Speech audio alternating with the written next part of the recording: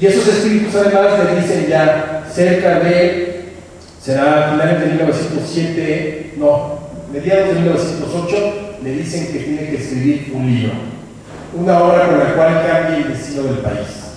Y ese libro es La sucesión presidencial en 1910, que saldrá publicada en diciembre de 1908 y que se dará a conocer hasta 1909. Tenemos entonces a Madero ya en 1908 con el espiritismo, que lo impulsa a las acciones cívicas. Por eso es importante tener presente, es el espiritismo el que sí va a ir rigiendo los destinos de Madero en todos sentidos. Y es el espiritismo el que lo lleva a creer realmente que él es el elegido. A partir de 1909 vamos a tener a un Madero que, con el libro de la sucesión presidencial, que se agota rápidamente en los primeros meses, 3.000 ejemplares, desde luego no podemos decir que era un bestseller cuando 9 de cada 10 habitantes lo sabían leer, pero supo mandar los libros a la gente adecuada, a los periodistas y a la gente política, a los políticos de entonces, y desde luego causó furor.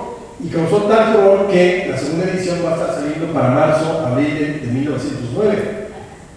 Ahora, desde luego, Porfirio Díaz, Limantur, todos estos hombres decían, pues es un lunático, que cree en el espiritismo, o sea, realmente no va a pasar nada. Incluso el propio abuelo, Evaristo, decía que la lucha que estaba realizando Madero contra Porfirio Díaz era la lucha entre un microbio y un elefante. Empieza entonces toda esta campaña interesantísima, 1909, de Madero, no como candidato, sino como un promotor del voto. El primer hombre en México que hace de la gira política un arma para la divulgación de las ideas, para el conocimiento, para la participación es Madero. Es la primera vez que alguien recorre el país, y lo recorre a caballo, en ferrocarril, por momentos en auto, hasta en barco cuando va, por ejemplo, a Yucatán. Y en cada uno de esos momentos Madero va con la prédica muy clara. Ahí no habla de espiritismo, ahí no habla de que Kardec, o que si José, o que si Raúl, ahí no habla de eso.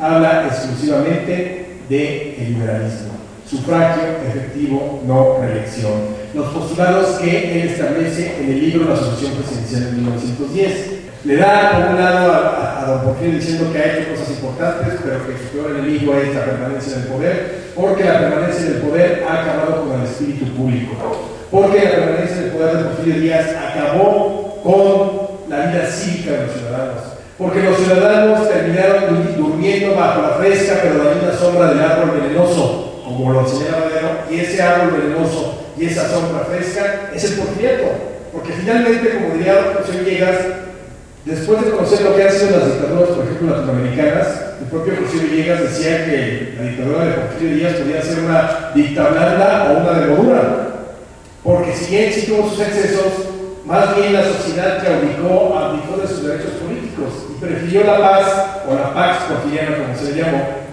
Es decir, la gente también tuvo una gran responsabilidad en el porfiriato. Eso no le quita a Porfirio Díaz, que finalmente fue un dictador, pero lo que quiere Madero en esta prédica, en este recorrer el país, punto por punto, ciudad por ciudad, hay veces que se tiene que quedar a dormir en hoteles de paso porque obviamente las autoridades porfiristas le impedían llegar a los buenos hoteles o a lugares donde llegaría cualquier ser humano común y corriente en un día de vacaciones. Bueno, pues Madero tenía que llegar ahí con las prostitutas, que muchas de ellas se unen incluso a su movimiento. Y lo interesante de todo es que la prédica de Madero no varía: sufragio efectivo, no reelección, participación cívica, que cuente el voto, que sean respetuosos de las leyes. Lo único que pedía Madero para 1910 es que se respetaran las elecciones, que el pueblo dijera, que el pueblo hablara y que al pueblo se le escuchara.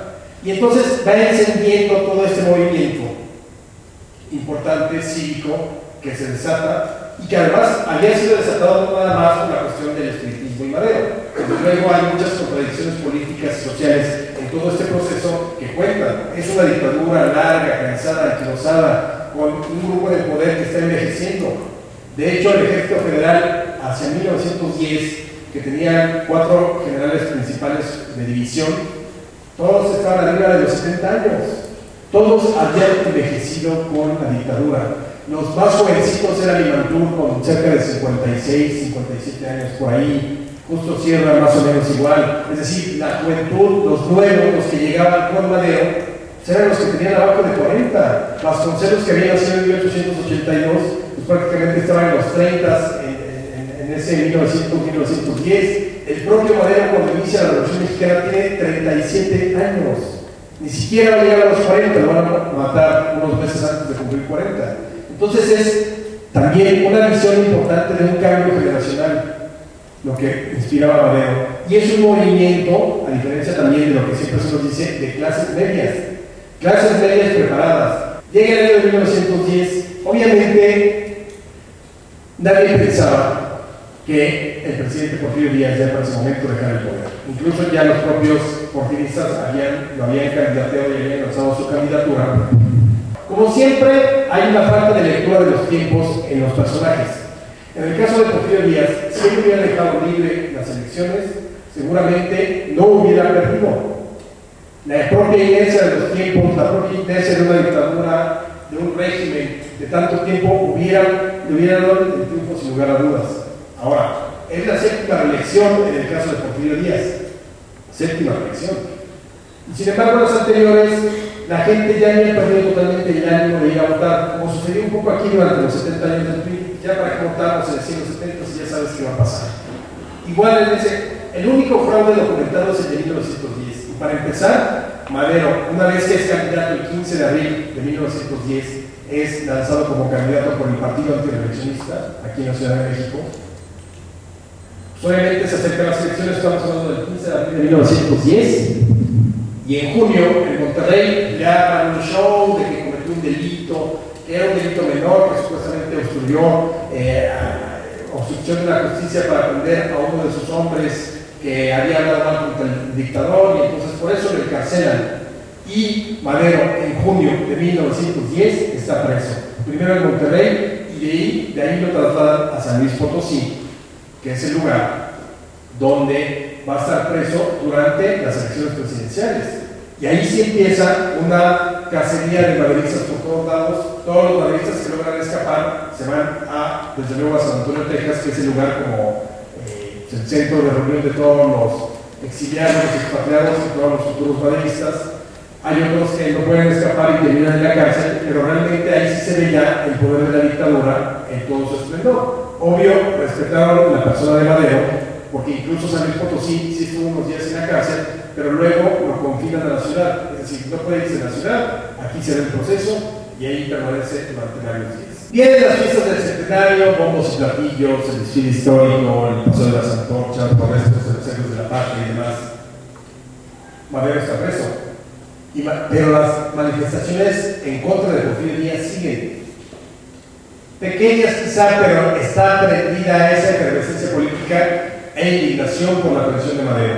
Y entonces Madero escapa de San Luis Potosí, el 4 de octubre de 1910 y cruza la frontera. Y ahí en la frontera redacta lo que yo creo que será uno de los documentos fundamentales para entender al maderismo, que es el famoso Plan de San Luis.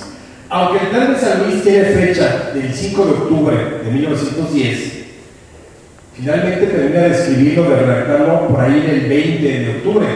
Le pone esa fecha porque era el bien que había logrado escapar de San Luis, por eso le pone el 5 de octubre, pero el 5 de octubre todavía no se conocía prácticamente lo que tenía el plan.